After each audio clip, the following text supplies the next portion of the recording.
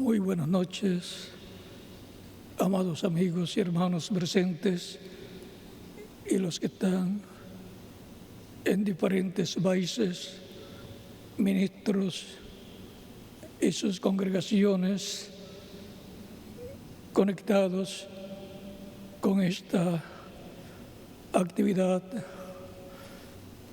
que se lleva a cabo en esta ocasión.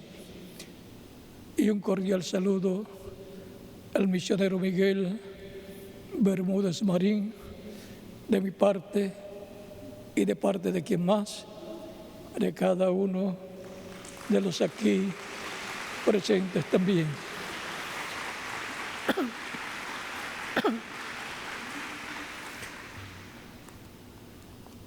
Para esta noche leemos en San Juan capítulo 14, versos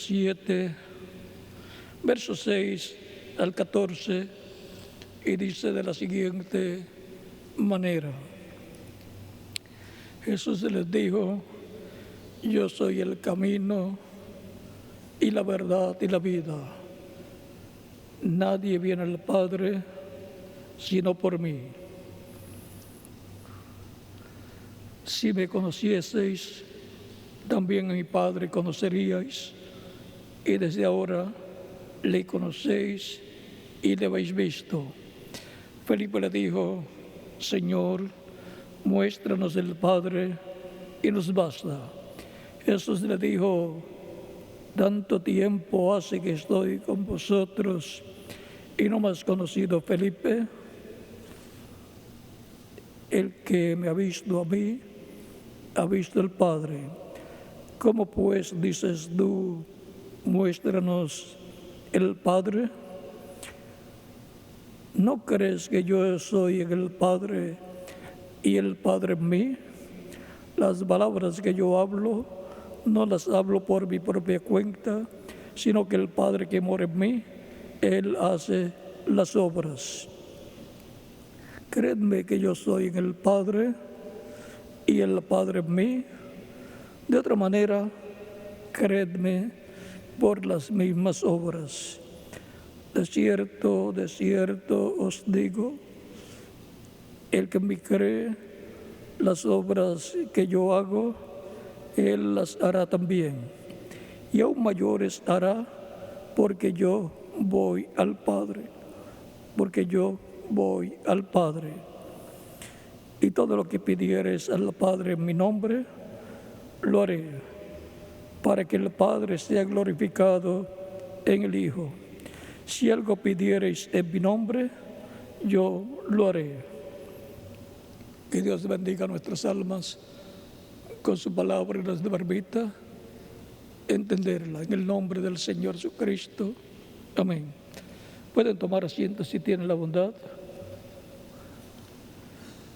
El tema para hoy es las obras de la Iglesia del Señor Jesucristo. Estamos en un tiempo muy importante en el programa divino, a tal grado que ya en algunos países están esperando la venida del Mesías. Aún en Rusia, la Iglesia Ortodoxa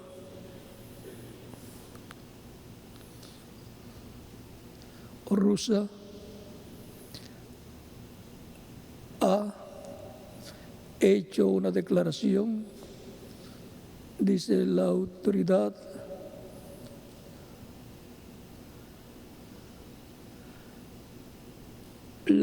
de su santidad del patriarca Cirilo de Moscú y de toda Rusia, proclamando que los tiempos del Mesías ya han comenzado. Y le entregó él presidente Vladimir Putin, al presidente Obama, el 3 de noviembre de este mes, esta proclama de la Iglesia Ortodoxa rusa, o sea que está en Rusia, están esperando la venida del Mesías y han proclamado que ya han comenzado los días o los tiempos del Mesías. Y los judíos también están esperando la venida del Mesías y están orando, clamando que Dios envíe al Mesías. Esa es la promesa más grande para este tiempo final, que traerá grandes bendiciones a la iglesia novia del Señor Jesucristo y traerá la revelación divina de la venida del Mesías y todo el programa para este tiempo final y revelar a la iglesia novia que va a ser transformada, el misterio del séptimo sello, que es el misterio de la venida del Señor a su iglesia en el tiempo final. Por lo tanto, tenemos que estar preparados, porque Él dice que vendrá como ladrón en la noche. No que vendrá de noche, sino como ladrón en la noche. El mundo está en tinieblas. En términos espirituales está de noche la situación mundial, en oscuridad. Como dice Isaías capítulo 60, que tinieblas cubrirían la tierra. Las tinieblas espirituales son más dañinas porque hacen daño espiritual que las tinieblas físicas, las cuales se pueden resolver con la luz eléctrica o con lámparas y linternas, porque todos los días se tienen tinieblas físicas de 6 a 7 de la noche en adelante, hasta las 5 o 6 de la mañana. O sea que las tinieblas físicas, a menos que no sea que el cielo se cubra de tinieblas de día y de noche, como pasó en Egipto, como pasó en esa plaga, las tinieblas de la noche normales no hacen ningún daño, sino que dan lugar a descanso para las personas que han trabajado durante el día. Y a los animales les dan el tiempo también para descansar. Pero miren aquí, en el capítulo 60 de Isaías, versos 1 que adelante dice: levántate, resplandece, porque ha venido tu luz. Esto es tanto para la iglesia del Señor Jesucristo como también para el pueblo hebreo, porque el pueblo hebreo es la iglesia del antiguo pacto, del Antiguo Testamento, y la iglesia del Señor Jesucristo es la iglesia del nuevo pacto, que está basado en el sacrificio de Cristo y su sangre derramada en la cruz del Calvario. Por lo tanto, levántate. La Escritura dice, San Pablo dice, que es tiempo de levantarnos del sueño. Y en Efesios capítulo 5, verso 14 dice: despiértate tú que duermes, levántate de entre los muertos y te alumbrará Cristo. O sea que no se refiere a los creyentes que durmieron, que murieron físicamente, a despertarse, aunque eso se va a cumplir físicamente también, literalmente, en la resurrección, pero a través de la dispensación de la gracia, las personas que han recibido a Cristo han desbaratado espiritualmente del sueño espiritual que la humanidad tiene y por consiguiente se han levantado de entre los muertos espirituales porque la luz, Cristo, les ha alumbrado el alma y el espíritu, la mente, para ver el día en que estamos viviendo. Porque los creyentes en Cristo son hijos del día, no de la noche. Por lo tanto, tienen que despertar los hijos de Dios para ocupar su lugar en el cuerpo místico de Cristo nuestro Salvador. Por lo tanto, despiértate tú que duermes, levántate de entre los muertos y te alumbrará Cristo, el cual dijo en San Mateo capítulo 28, versos 16 al 20, yo estaré con vosotros todos los días hasta el fin del mundo. Y si Cristo está con nosotros en su iglesia, entonces está alumbrándonos con su palabra, con su revelación, todos los días de nuestra vida. Él es nuestra luz, el cual dijo: yo soy la luz del mundo. El que me sigue no andará en tinieblas, mas tendrá la luz de la vida. San Juan, capítulo 8, verso 12. O sea que el creyente en Cristo vive en luz, porque Él fue sacado del reino de las tinieblas y colocado en el reino de Dios, que es un reino de luz. El reino del mundo de las tinieblas es de oscuridad. La oscuridad espiritual. No saben en qué día están viviendo, no saben por qué están en la tierra, no saben el propósito de la vida en esta tierra. Y el propósito de la vida de los creyentes en Cristo es que reciban a Cristo como Salvador, sean lavados con la sangre de Cristo, limpiados de todo pecado y sean bautizados en agua en su nombre, y Cristo los bautiza con Espíritu Santo y fuego y produzca en ellos el nuevo nacimiento. Nazcan de nuevo, nazcan del agua y del Espíritu, de la palabra y del Espíritu Santo, conforme a San Juan capítulo 3, versos 1 al 6, que son las palabras que habló Cristo a Nicodemo en la noche en que Nicodemo lo visitó. Y en Colosenses capítulo 1, versos 11 en adelante nos dice que hemos sido trasladados de los reinos de las tinieblas a los reinos del Hijo de Dios. Se los voy a leer aquí. Colosenses capítulo 1.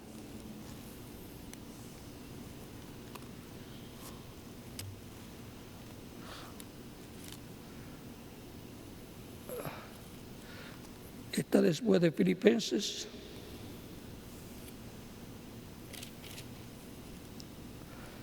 Colosenses capítulo 1, verso 13 dice: el cual nos ha librado de la potestad de las tinieblas y trasladado al reino de su amado Hijo. Por eso, al ser trasladado del reino de las tinieblas del maligno, ser sacados y trasladados al reino del Hijo de Dios, de Jesucristo, al reino de luz, vivimos en luz, porque Cristo es nuestra luz. Hemos sido trasladados a su reino, el reino de luz. Por lo tanto, Él nos alumbra el alma y el espíritu, el entendimiento para comprender el programa divino para el cual hemos llegado en este tiempo final. Por eso, las palabras de San Pablo en Filipenses capítulo 3 tienen un sentido claro para nosotros cuando dice: mas nuestra ciudadanía está en los cielos. ¿Por qué? Porque hemos nacido del cielo, en el reino del cielo, en el reino celestial, en el reino de Cristo, el cual es el rey de ese reino. Y al nacer del cielo, porque el nuevo nacimiento no es terrenal sino celestial, el nacimiento terrenal es el que obtuvimos por medio de nuestros padres terrenales, y por eso somos ciudadanos terrenales, pero también somos ciudadanos celestiales porque hemos nacido del cielo por medio de nacer del agua y del Espíritu y obtener así el nuevo nacimiento.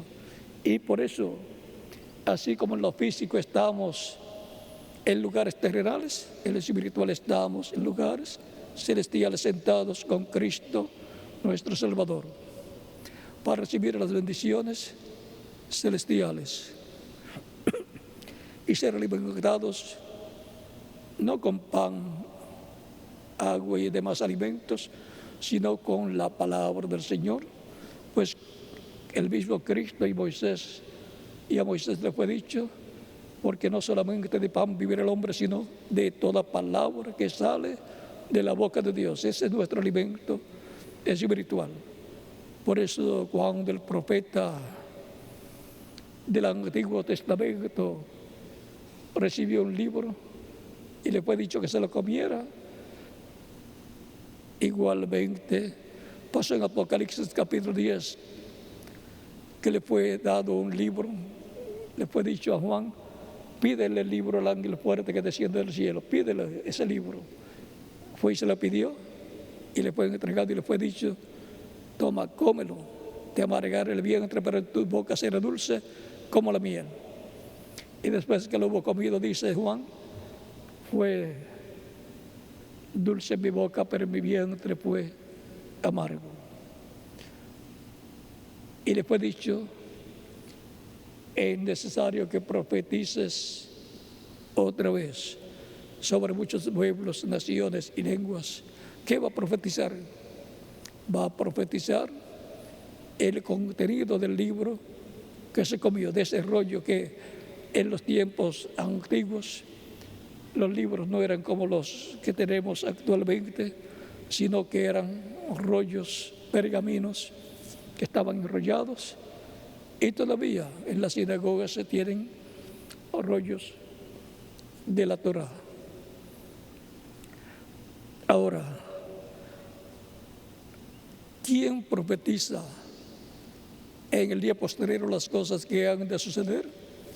Son los dos libros de Apocalipsis capítulo 11. Por eso después de Apocalipsis capítulo 10, que es Juan, que es la figura del que se come el libro en el día postrero, luego profetiza sobre muchos pueblos, naciones y lenguas. Profetiza otra vez. ¿Por qué profetiza otra vez? Porque el ministerio de Elías ya había profetizado por cuarta ocasión.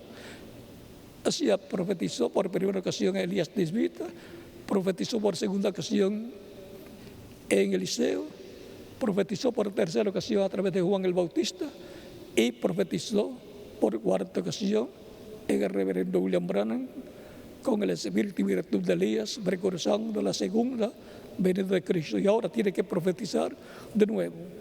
Y el que profetiza de nuevo es señalado en Apocalipsis capítulo 11 como los dos olivos de también Zacarías capítulo 4 versos 11 al 14. O sea que son los dos olivos los que traen el mensaje profético final, el mensaje profético del tiempo final de los días postreros. Y es Elías en su quinta manifestación, el que vendrá proclamando la paz imperecedera, la cual está esperando el pueblo hebreo. Por eso en el monte de la transfiguración,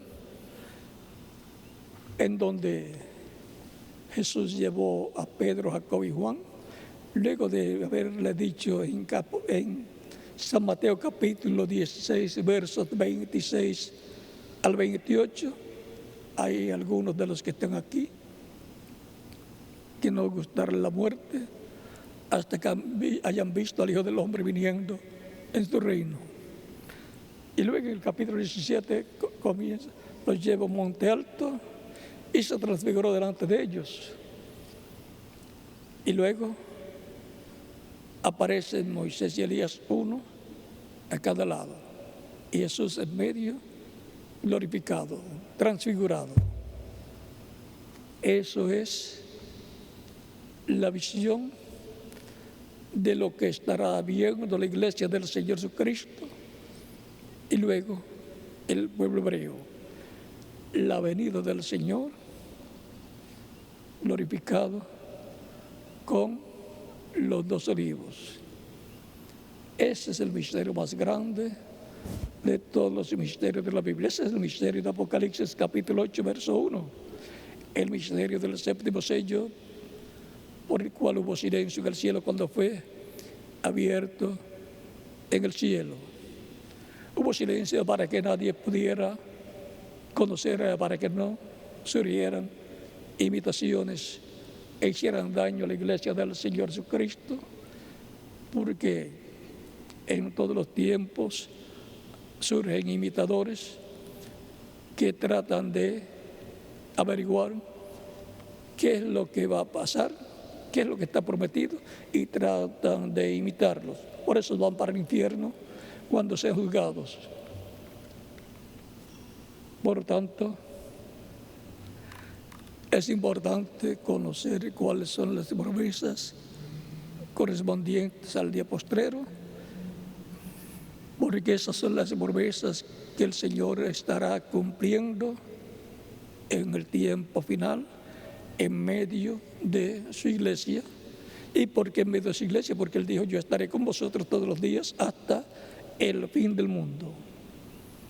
San Mateo capítulo 28, verso 20, y San Mateo capítulo 18, verso 20, donde dice: yo estaré, donde estén 2 o 3 reunidos en mi nombre, yo estaré. Ahora, el misterio de cómo vendrá y cuándo vendrá y dónde vendrá, todo eso todavía queda reservado en las manos del Señor, sin ser revelado abiertamente a la iglesia del Señor Jesucristo, que es la que va a recibir la revelación de su venida, para dar la bienvenida al Señor en su venida en el día postrero con Moisés y Elías. O sea que la iglesia del Señor Jesucristo va a tener la venida del Señor con Moisés y Elías en el día postrero, y eso corresponde a los días del Mesías. O sea que eso corresponde al tiempo final de la dispensación de la gracia, al tiempo final del trato de Dios con su iglesia entre los gentiles. Y de ahí, será que los judíos lo van a ver y van a decir: este es el que nosotros estamos esperando. Y el mensaje luego pasará al pueblo hebreo.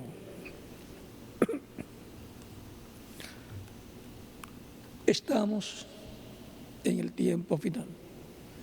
Estamos en el tiempo en que de un momento a otro algo grande va a pasar.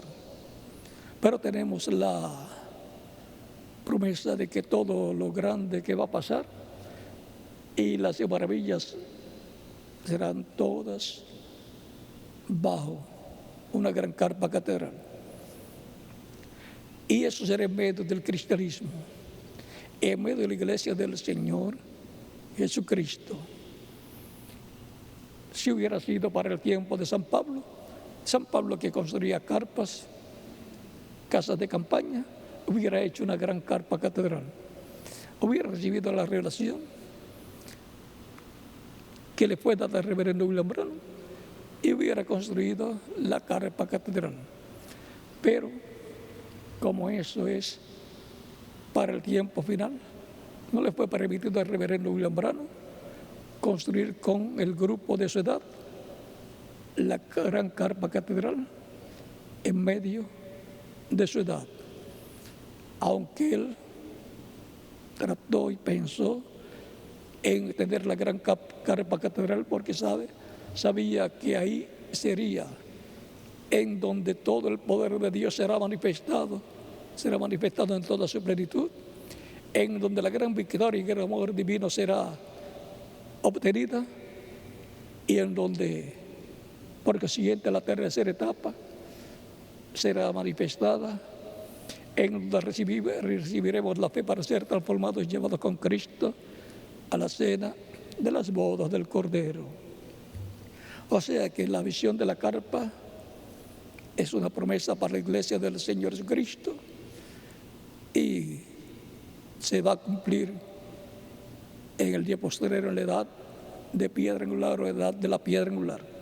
¿Por qué sabemos que será para la edad de la piedra angular? Porque no se ha cumplido o no se cumplía en edades pasadas. Por tanto, será bienaventurado el grupo del día postrero que estará en la edad de piedra angular, trabajando arduamente para realizar esa labor, porque Dios obra por medio de su iglesia. Las manos para las labores físicas del reino de Cristo son las manos de los creyentes en Cristo.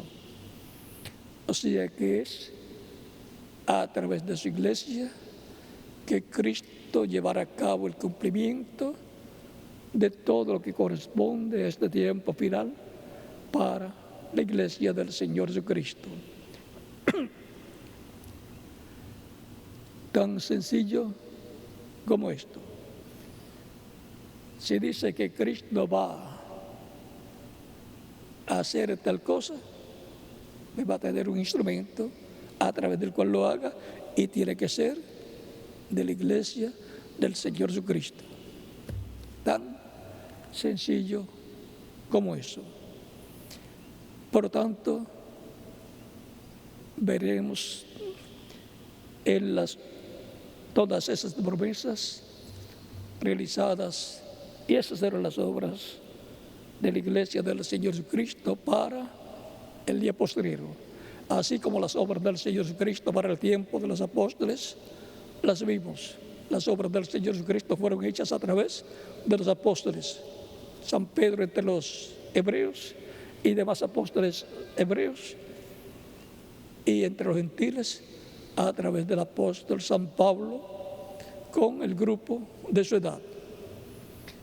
O sea que es sencillo el programa divino, las promesas de Dios y la forma en que Él las cumplirá.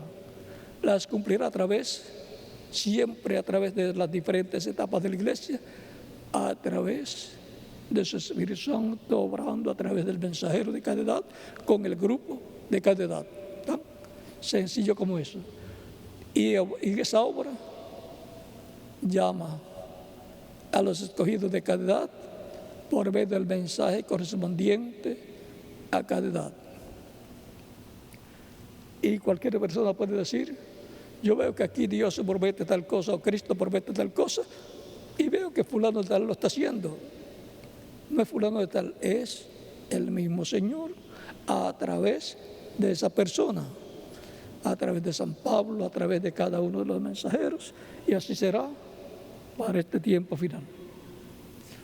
Por lo tanto, estemos preparados, despiertos espiritualmente, con nuestros ojos espirituales bien abiertos, porque vamos a estar viendo promesas de escrituras correspondientes a este tiempo final que Dios ha prometido llevar a cabo, y las vamos a estar viendo siendo cumplidas por y en medio de la iglesia del Señor Jesucristo. Y la gente dirá: pero eso es lo que están haciendo tales personas. Así es que Dios lo haría. Pero eso es lo que veo que está haciendo fulano de tal. Eso es lo que está prometido, como en el tiempo de San Pablo. que estaba prometido que Dios llamaría de entre los gentiles un pueblo para su nombre. Y estamos viendo a San Pablo predicando a los gentiles recibiendo a Cristo. Eso era Dios llamando un pueblo para su nombre. Pero eso se veía que estaba escrito en la Biblia, y eso que estaba escrito en la Biblia se veía en San Pablo siendo cumplido. Era la Escritura hecha carne en San Pablo. Así ha estado manifestado en carne Cristo por medio de su Espíritu en cada mensajero con el grupo de cada edad.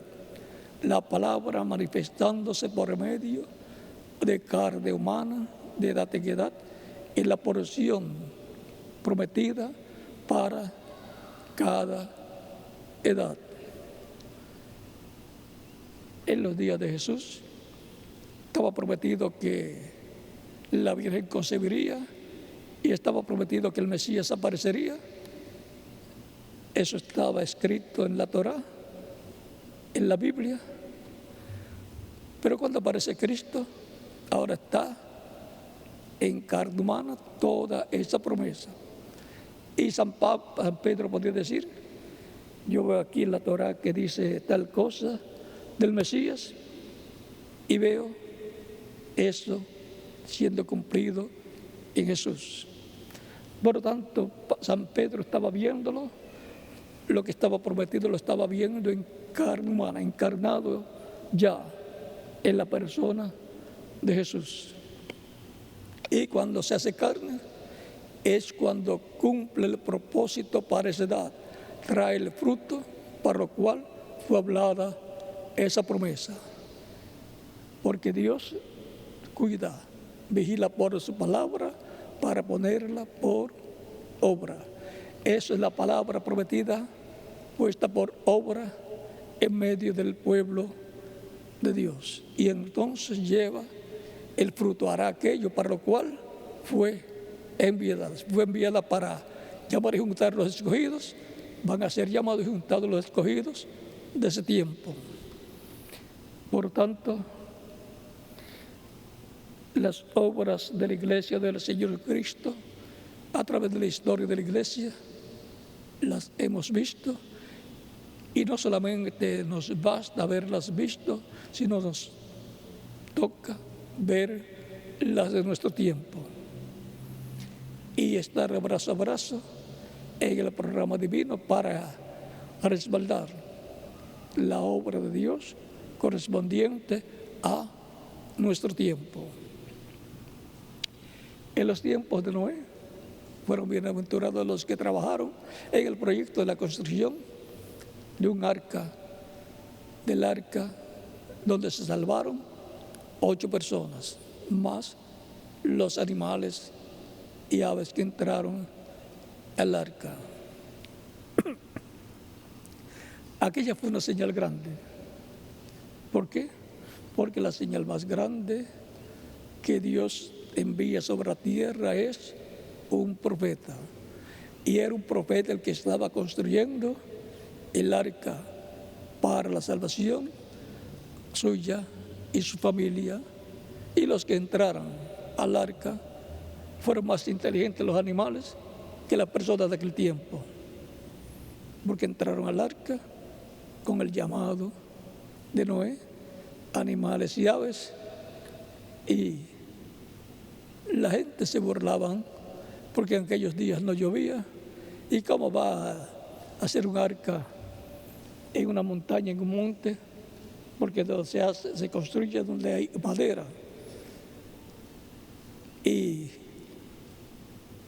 cómo va a ser un arca en un monte, bosque, donde no hay agua y no llueve para que se pueda flotar? Pero Noé tenía la revelación, Noé tenía la palabra que decía Dios que iba a traer un diluvio sobre la raza humana. Lo que la gente tenía que saber era que era la palabra de Dios, la cual es creadora. El agua existía. Había ríos, hubo ríos y venas de agua en la tierra. Por lo tanto, el agua estaba. Lo único era que tenían que subirla para que cayera. Y también en el diluvio surgiría de la tierra, porque las fuentes de las aguas de la tierra se abrirían también. O sea, que era un asunto de creer lo que Dios estaba revelando a través del profeta Noé, el cual era un profeta dispensacional.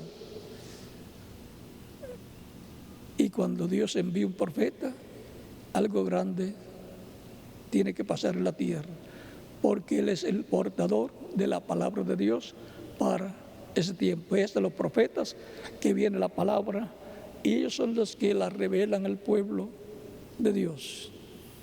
Y cuando viene un profeta dispensacional, entonces el programa de Dios es un programa para toda una dispensación, es un programa mayor, y ese es un profeta mayor, de los grandes, de los cuales solamente hay 7 profetas dispensacionales: Adán, Set, Noé, Abraham, Moisés, Jesús, y el profeta de la dispensación de los reinos, que es el que tiene que venir en el día postrero, en la venida del Señor, de lo cual no se puede hablar con detalles por ahora, para que no se interrumpa el programa de Dios. No importa la cantidad de creyentes que hay. En el tiempo de Noé hubo 8 nada más. Por lo tanto, aquí hay más de 8, pero pertenecen al 8. Recuerden que los de San Pablo pertenecían al número 1, la primera edad de la iglesia entre los gentiles. Y así cada grupo con su mensajero pertenece a la edad, al número de la edad en que viven. Por lo tanto, los creyentes de la séptima edad de la iglesia, de la edad de la Odisea, pertenecen a la séptima edad. Por lo tanto, el 7 es el número que le corresponde. Y la edad de la piedra angular es el número 8. El 8 habla de eternidad, una edad eterna para todos los creyentes en Cristo del día postrero. Por eso el reverendo William Branham en la página 37 del libro de citas dice: mire la edad que viene, mire hacia arriba,